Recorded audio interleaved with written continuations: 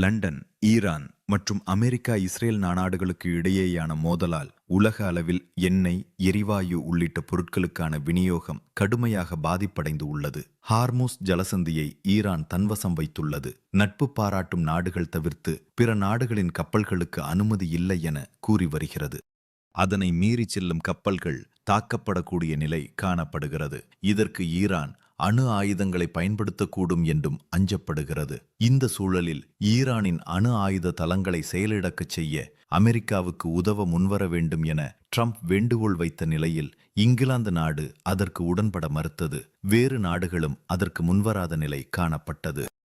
இந்நிலையில் தன்னுடைய குடிமக்கள் மற்றும் கூட்டணி நாடுகளை தொடர்ந்து பாதுகாக்கும் நோக்குடன் என கூறி அமெரிக்க நடவடிக்கைகளுக்கு ஆதரவாக செயல்பட இங்கிலாந்து முடிவு செய்துள்ளது. இதன் ஒரு பகுதியாக நவீன ஏவுகணைகளுடன் ஹார்மூஸ் ஜலசந்தி அருகே இங்கிலாந்து நாட்டின் HMS ஆன்சன் என்ற அணுசக்தி நீர்மூழ்கி கப்பல் வந்து சேர்ந்துள்ளது. அதில் நவீன ரக ஆயுதங்களுடன் 1600 கிலோமீட்டர் தொலைவை சென்று தாக்கும் திறன் கொண்ட டோமஹாக் பிளாக் 4 நிலப்பரப்பை தாக்கும் வகை ஏவுகணைகள் மற்றும் அதிக எடை கொண்ட டொர்பிடோ வகை ஆயுதங்களும் உள்ளன. அது வடக்கு அரபிக்கடல் பகுதியில் நீனி என நம்பப்படுகிறது. ஈரானுக்கு எதிராக இராணுவ நடவடிக்கை என அமெரிக்கா மிரட்டி வரும் சூழலில் மேற்கத்திய நாடுகளின் கப்பல் இந்த பகுதிக்கு வருவது அதிகரித்து உள்ளது. இதனால் பதற்றம் அதிகரித்து உள்ளது.